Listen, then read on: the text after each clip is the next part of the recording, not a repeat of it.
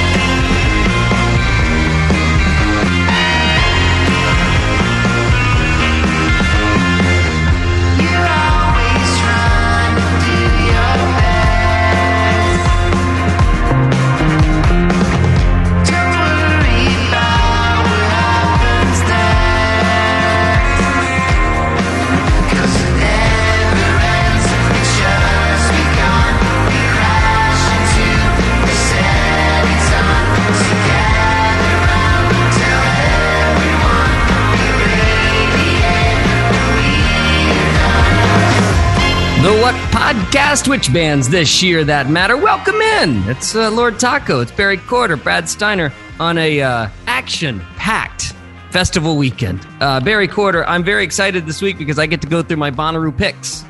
I get to share the bands I want to see at Bonnaroo. I'm very, very excited. Yeah, we put those on hold, didn't we? Yeah. Long time no chatty chat, guys. How's everything? How's everyone? Been a couple weeks. Been good. I've been good. Let's chill. I want to Taco recap. I had the good fortune to talk to Sylvan Esso. Well, that's what I wanted to talk about. Tell me all about it. I am heartbroken, crestfallen that I did not get to be a part of that because I love them so much. Yeah, it was great. They were very cool. Thought it was really great. We got both of them. You know, sometimes we just get one member of a band, and you got Sylvan and Esso. We got Sylvan and Esso. Thankfully, I didn't ask which was which. No, we had Amelia and Nick. They were great. Yeah. Barry will never live down his interview with Tony. He was trying to figure out which one is Tony, and with an I and an E, and all hell broke loose. What were the big takeaways from a chat with Sylvan Esso, the headliner for the Super Jam? Anything new? Anything that came up from note? Just how they were going to do it. They were going to she wanted to have the acts do sort of their favorite wedding songs, which I thought was kind of funny. Favorite wedding songs, huh? Yeah, I don't know.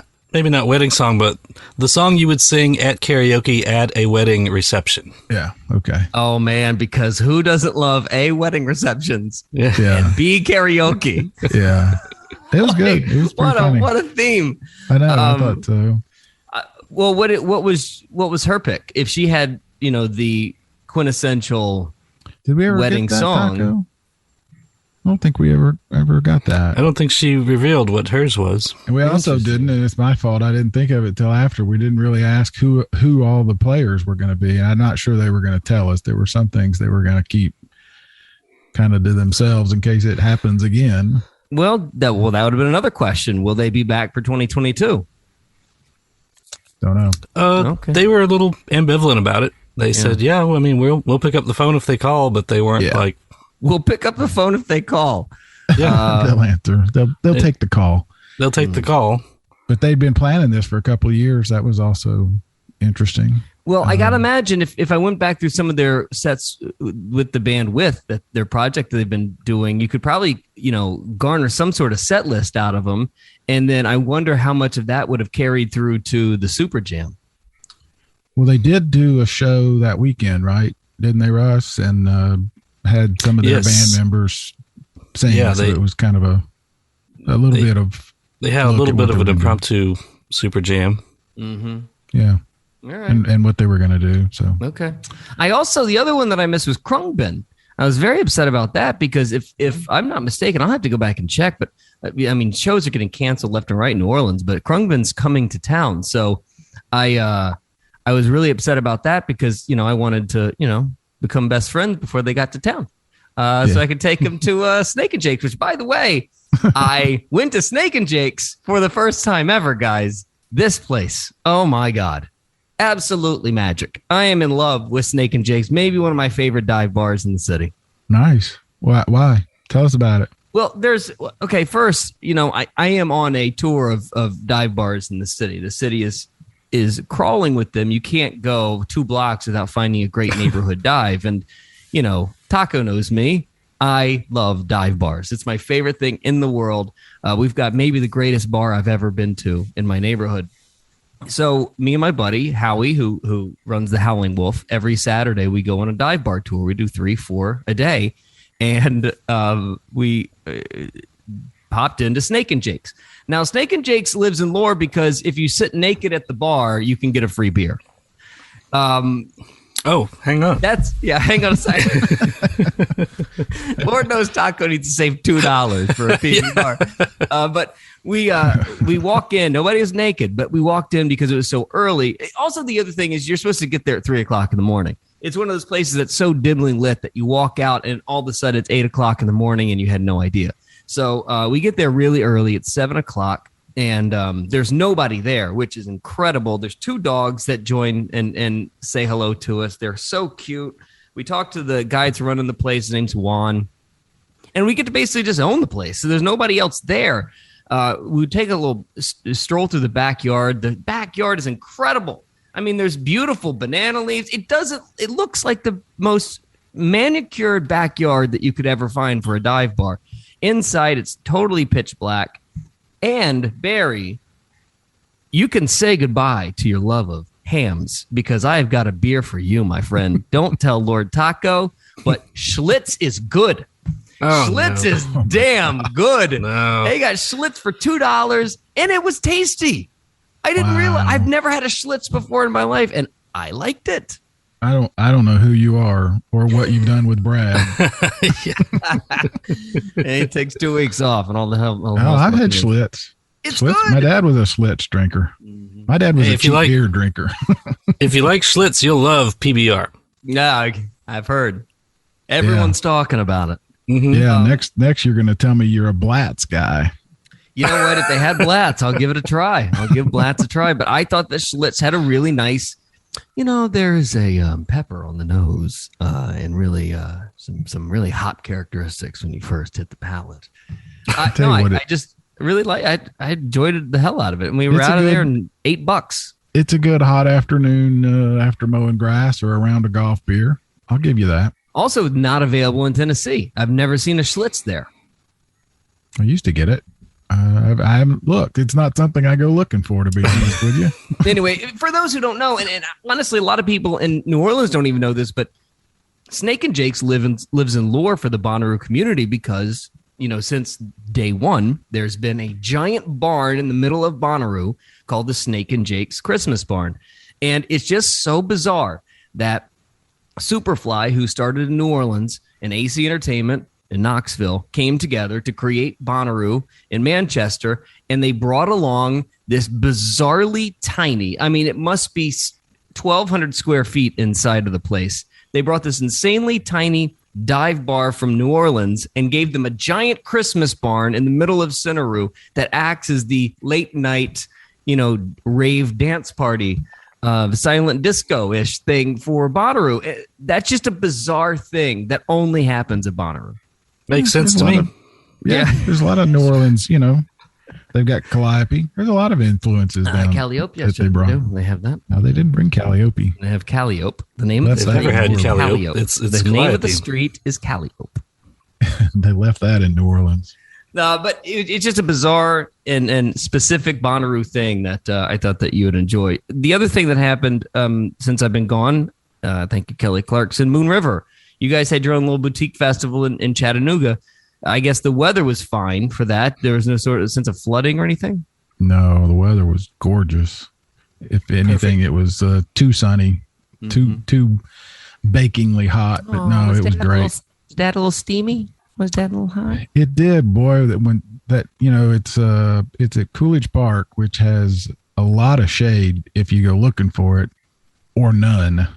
If you're in the field, you're baking, but there was plenty of shade and breeze to find if you wanted to.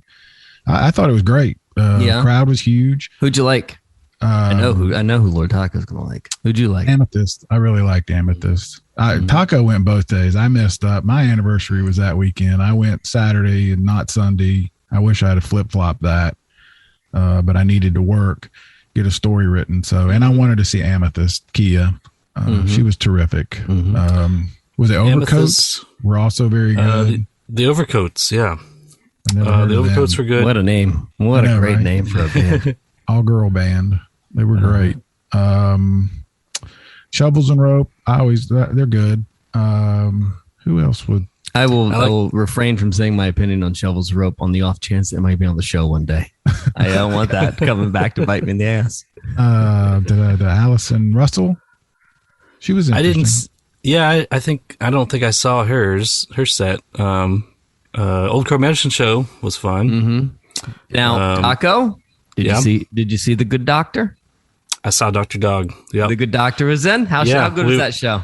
That was so good. We were right up front. That was the one show I got right up at the front of it for, and it was amazing. It was a great show. There's just a couple of shows that I will not miss, no matter where they are, who they are. Parquet Courts and Dr. Dog. It's just there's just some sort of energy around that is unlike any other show. And the thing about that lineup at Moon River is Dr. Dog sticks out like a sore thumb. Yeah. Of all the artists that they had. It was a little out of left field, but that was probably my favorite show. Well, it was my favorite show from the whole weekend. Yeah, so much fun. And the other thing about Dr. Dog that is just like Parquet Courts, hard to sit down and have a session with the albums. I so rarely find myself sitting down at Spotify and listening to a Parquet Courts album or a Dr. Dog all the way through. But at show, I'm going to see every time. God. I mean, the other thing for me was got there early Saturday, early afternoon, and it was already full and nobody left. And I think that was true of both days. In talking to people, it was how was the vaccine and the negative test? Not a problem. It was as easy as showing your ID on the way in. I mean, it didn't delay anything. And you felt safe. You felt okay about it all. Well, yeah. I mean, I don't know about you, Russ. I did. There's plenty of space in that area. It's more of a when you get home and you start thinking about it type of thing. You want to go back out into that crowd. People were happily spending money. Our friend Lindsay from the Mini Roos was there selling beer. Lindsay from Roo Fitness hosts the Mini Roo. He was working the VIP tent. Actually crashed at my house that night. Yeah. Wow. Another Berry Roo. Another round of Berry Roo. So we talked, but he said people were spending money like crazy and seemed to be happy about it. And the thing though about Chattanooga is that nobody gives a damn about COVID to begin with. That city just is not necessarily taking much of this seriously. Surprising that somebody walks in with a festival and says, "No, you guys are going to be doing this." There was no pushback from the public. Well, again, you got to remember more than half of the audience is from out of town. I don't consider it a Chattanooga event the way you do. Yeah, this was not Riverbend. True. That's true. Yeah. Yeah. Lindsay said he saw IDs from literally all over the country.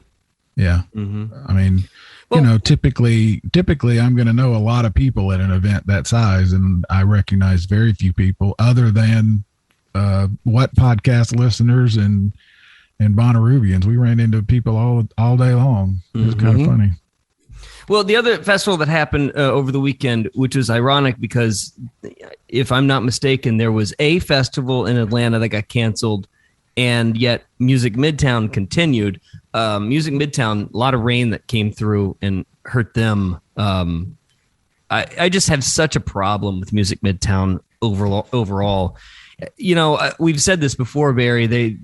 Every festival goes for a different target. Everybody's doing their own lane, or everybody's in their own lane, rather, doing their own thing. And I understand Music Midtown has turned into a pop top 40 festival. I mean, I just don't see myself rushing to see the Jonas Brothers headline on a Friday night. It's just not doing it for me. But they had a ton of rain. And the other thing too, I noticed, and this was just on my own. I hate to care too much about my own feed, but man, I saw a lot of fights. Boy, that crowd likes to throw hands. I must have saw 3 different fights from 3 different people on social media. That's absurd. That's bizarre. Who's going to music festivals and throwing punches? I don't know. I don't know. That's really strange. So there are a couple of things I want to do today.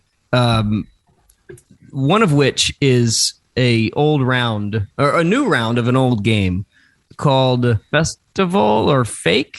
Oh yeah, I don't remember what we called it, but I've got a Festival.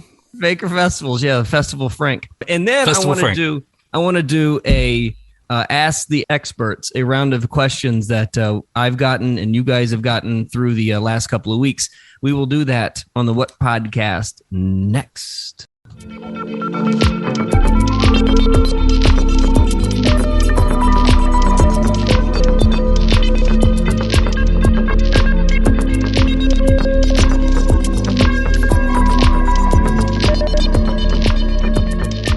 Barry Quarter, Lord Taco, I have a game for you. Is it a real festival or a fake festival? These are either a big-time music festival in the world or something that came out of Brad Guy's brain. Are you guys ready to play a stirring and amazing round? And with big prizes, too, to the winner. Now, how well researched are you on this? Very well researched. Very well better researched. than last time? Well, because no, last time you denied Barry a point because you said it was a fake festival, and it turned out to be a real festival. Well, I just made up words, so I don't know. Well, that's why I asked how well researched it is. Yeah. After you make up the words, I gotta go search it. No. Man, if I gotta go search my own festival words, it's gonna be really weird in my search history. Penis Fest 2021. That's how you get on a list. Yeah, is caca poo poo in there? All right, let's go with I'm ready. Festival number 1. Festival number 1. Astropolis. Astropolis. Is that a real festival or a fake festival? Astropolis. Now, are we taking turns, or do we just chime in? I'm going to go with both. I'm going around the room. I want both of you guys to guess. Astropolis. I'm going to say no. 1S or 2? 1S. 1S. I just like putting the punctuation on the ass. I'm going to say yes. Okay, yes. The actual answer is a real festival.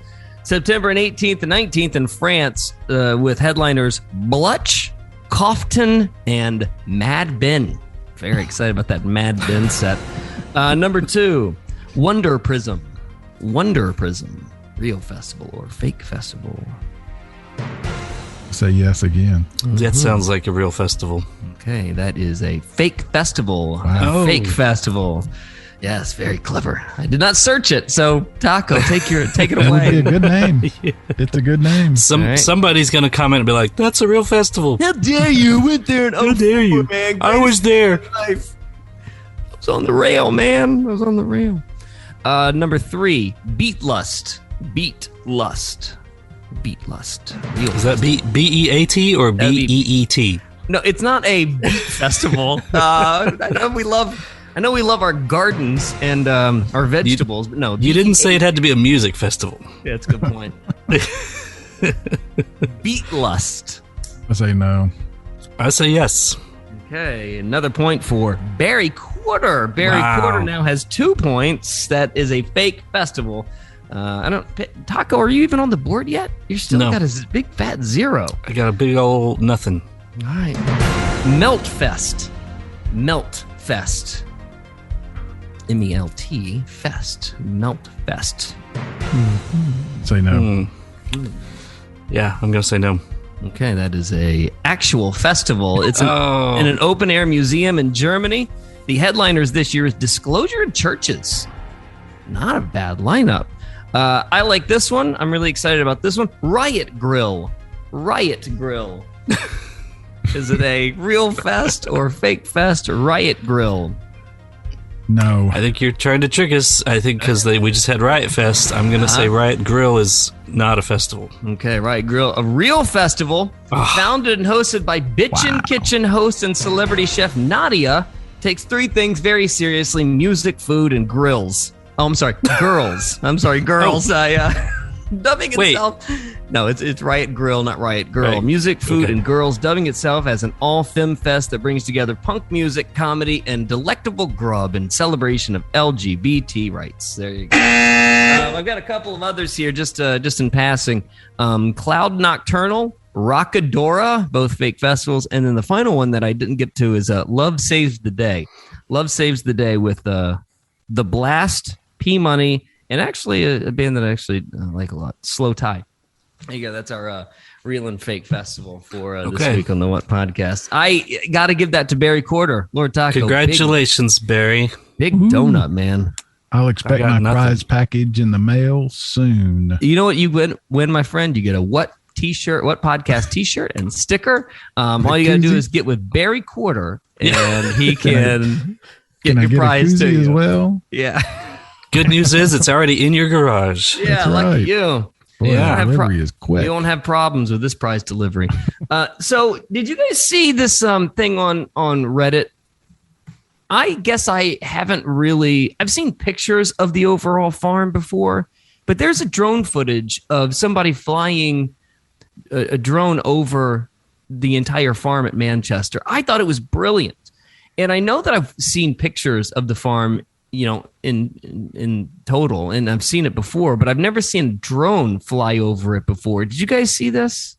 I think I have not maybe not the same one you saw, but I've seen one before, and I've seen aerial photos. Because I remember back after first going, thinking how big it was, and then trying to compare it to our festival, which allegedly had 100,000 people every year. I quickly figured out that's not possible. Yeah, well, that's sort of like where I was. The first thing that I thought, just the vast span of it and how big this space is. And then I remember like Music Midtown cut their size in half. They took away the entire hill that was their third stage. But are you saying they moved the hill? They moved the hill in Music Midtown. Barry, do you think that there is a possibility if something were to happen this past year and they were to do a smaller footprint?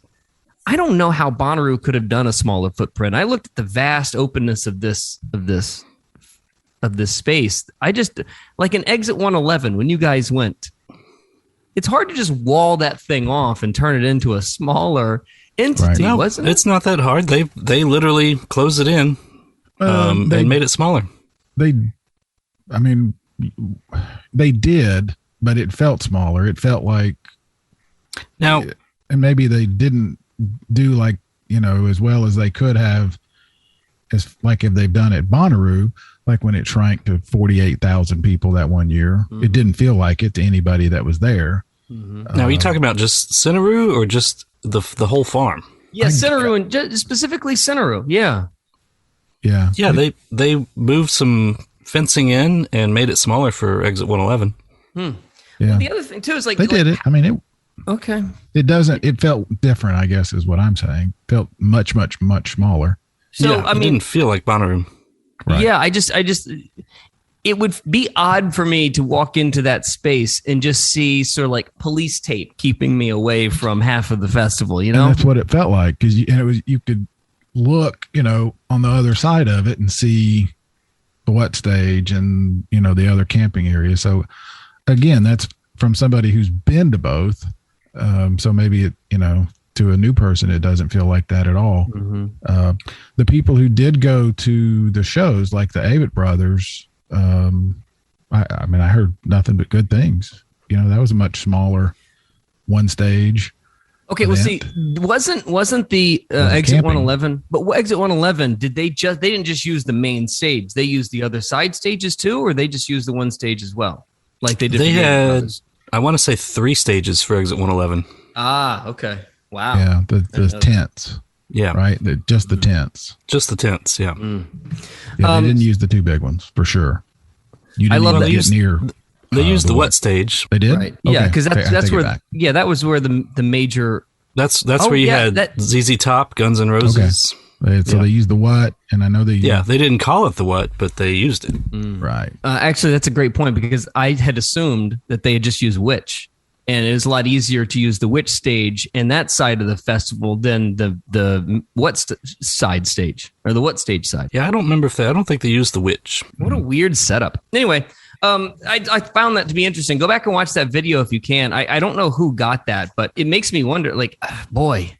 I would love for them to incorporate more drone footage because it's fun to watch that place. I would have loved to watch that thing grow and come alive in that drone footage, right? You see it empty, and then as the drone footage, like they keep going and day after day after day through the night. That would have been really, really incredible to watch. I hope they do that more often because we saw it a little bit 2 years ago when we went up that Wednesday, for the media thing. It was empty. Got to drive around, and then I know, by but that night and the next morning it was. I don't get much perspective when I'm just on foot, walking around the place or in a cart. It's just the vast openness of insane. So I got a couple of questions for you guys. I want to go through predictions, questions that we've gotten over the past couple of weeks. Let's ask the experts, and our experts being Lord Taco and Barry Quarter. All right, question number one. I couldn't even get a festival right. True or false?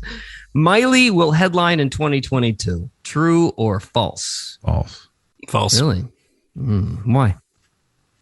I just don't think. I think this is her year. I think with her being signed up for so many other ones. That's just me. Should be. I mean, we don't know factually any of this stuff. You're just it's the opinions of it's still opinion. I know. Just to make sure that's clear. It's very clear. I think they'll just scrap everything from the last 2 years and start fresh. Well, that goes into the second question. Tame will be back in 2022. True or false? Probably false. Yeah. That's gonna. Okay. Well, that leads to the third question. Give me the one band from 2021 that will be there in 2022. I don't think you'll have any. If not, I mean, probably. Barry, definitely not a headliner. I could see it. Yeah, I could see it being more of the middle, the undercards, sure. The Silver Nassos, the Krungbins, some of those bands that also do these things more regularly than a Tame.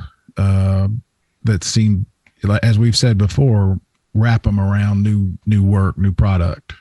That's not to say those bands don't have new product. They just seem to do more festivals more regularly. My answer to that question, and this is going to be a surprise, the one band artist that I can see coming back for 2022 is Lizzo.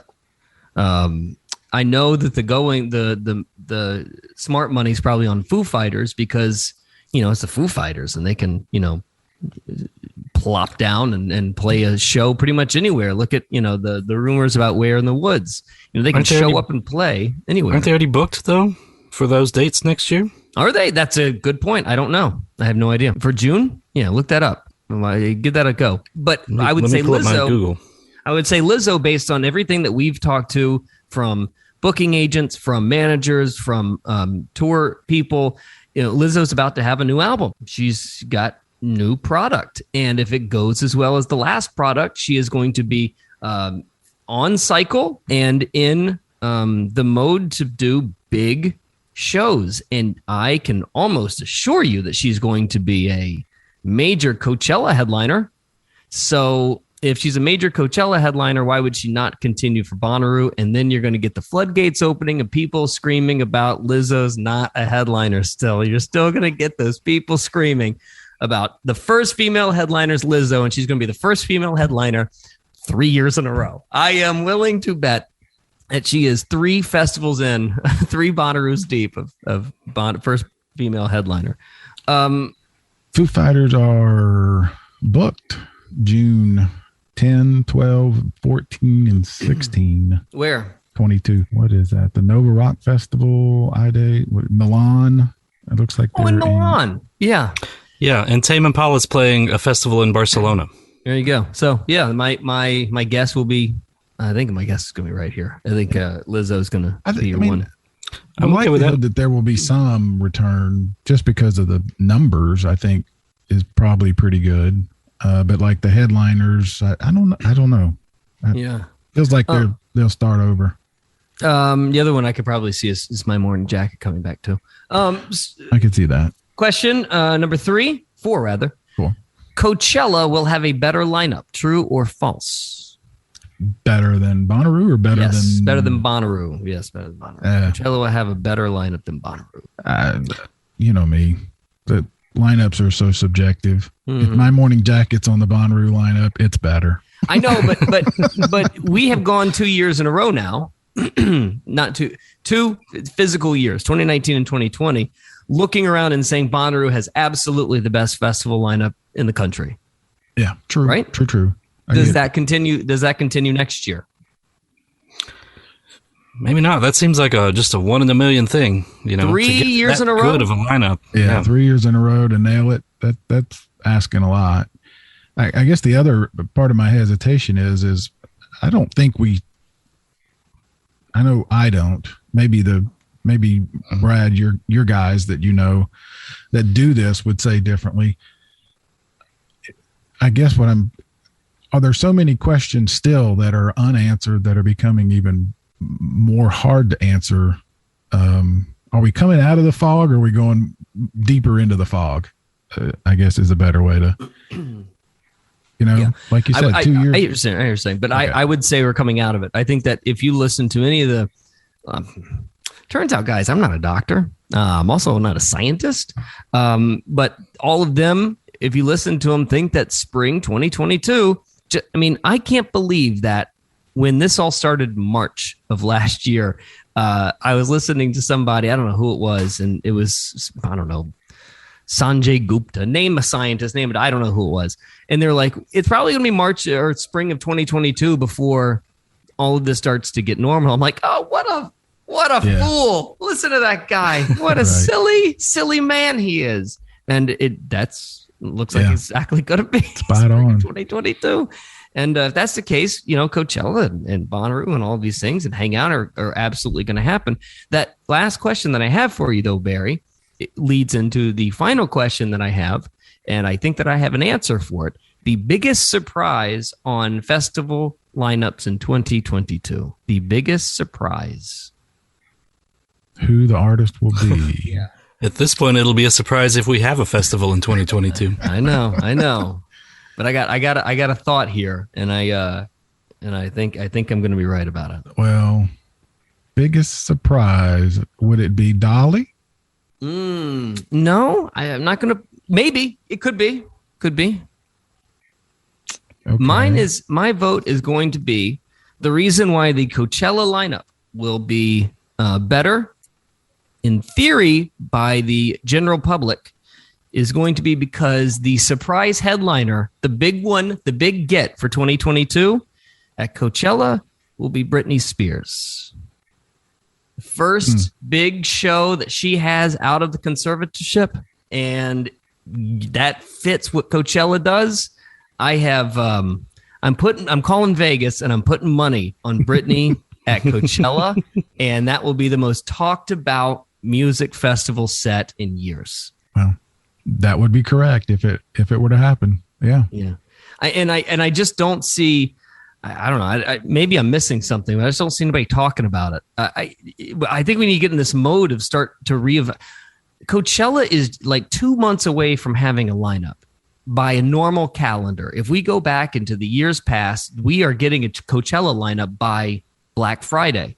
And if the regular calendar holds, we are going to be getting a Coachella lineup in the next 6 to 8 weeks. Right. And I think we need to start, wrapping our head around what the world looks like if a Coachella happens. And does anybody fit better than Britney?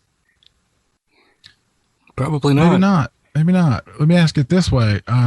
If you were booking Bonnaroo or Coachella or anything for 2022, do you feel like it has to be a super home run, or do you feel like it just needs to be solid and stick with what you've been doing? I feel like it needs to be cheap. Yeah. I think it needs to be in budget. I bet just my needs budget to happen. Yeah, I think my budget is going to be lower, and I need to get the most bang for the buck.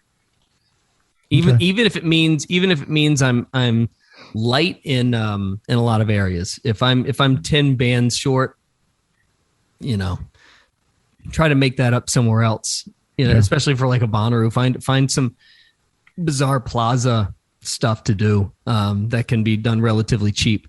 That would be for them and for a hangout. But if I'm Coachella, they got all the money in the world. They can do whatever they want to. They don't care. I'd love to get Allie and John back on the guests that we had that booked these acts and just to talk about what the conversations that are like going on right now. I wonder. Yeah, it's a good point because my question would be, are you guys taking a discount? Yeah. Is it, are your artists coming to you and say, book me up. I'll work every day instead of 4 days a week or whatever. Or are they saying I only want to work 2 or 3? I don't know. I'd like to ask that question. Well, yeah. And I think that you're going to be surprised. The artist is not going to be, I'm so dying to get out there. I'll do anything, but that's what I had heard 4, 5, 6 months ago was likely to happen, that the artists, instead of doing 35 shows, are going to be looking at doing 45, 48 to get out. And some of the smaller markets like Chattanooga, I even mentioned it on the show, could benefit from that. Obviously with the variant, everything's have slowed down. In fact, I've talked to a couple of local promoters with venues, and that's exactly what's happening. They're like, we don't know what's happening, so pump the brakes and let's wait till after Christmas. Man, I can't tell you how many of my shows have been canceled. I've lost bleachers. We lost Dashboard Confessional. Now, some of that was hurricane related, but a lot of it, I lost Offspring because of I've got an Offspring story to tell you guys. I lost the Offspring for COVID reasons, but boy, oh boy, do I have I'll tell you the story if you ever find me in public, and it is a good one. But I've lost so many shows. I'm dying to hold on to one in particular is Modest Mouse. It is a completely sold out show. I'm so nervous. I don't want to lose this show because I think they're great. And I love Modest Mouse, and the new album's terrific. But the rate of shows that we're losing is just too fast, and they're happy. Yeah. We lost 3 last week. Yeah, we've got a venue that's supposed to open this weekend, and that's what I'm hearing. Is there a lot of shows that sort of? You have a venue opening? Songbirds is going to reopen as the Songbirds Foundation. Yeah, opens really? This weekend. They've got Eric Gales is, I think he's the first show. So do they have Mad Ben? No. No Mad Ben? What about Blutch? They didn't put Blutch. We're going to highly recommend that one. All right. But that's what I'm hearing. They're slowing down, the kind of pumping the brakes on booking the shows. So that's why I'd like to talk to John and Allie, just see what's going on. Slowing the brakes also because they don't have any money. The venue? Yes. No, they have money. Well, they have money, but come on. They're not, and 99% of the venues in this country are not foundations with, underwriters. They are, a guy that just is booking on his own at this point. Exit in Nashville doesn't just have some available funds that they can just go. No, they've got to make sure a show works, and they don't know if a show is going to work because they don't know if they can count on people showing up. That's right. Like, for instance, not very many, I saw this happen last night. Not many venues are the Metro in Chicago. Did you see what the Metro in Chicago did last night? No. After Riot Fest in Chicago, which, by the way, Chicago has been the epicenter of music festivals this year. I mean, everything that they have booked has worked. Riot Fest over the weekend. And guess who decided to do a shocking pop-up show at the Metro last minute for $20 cash? Metallica. No.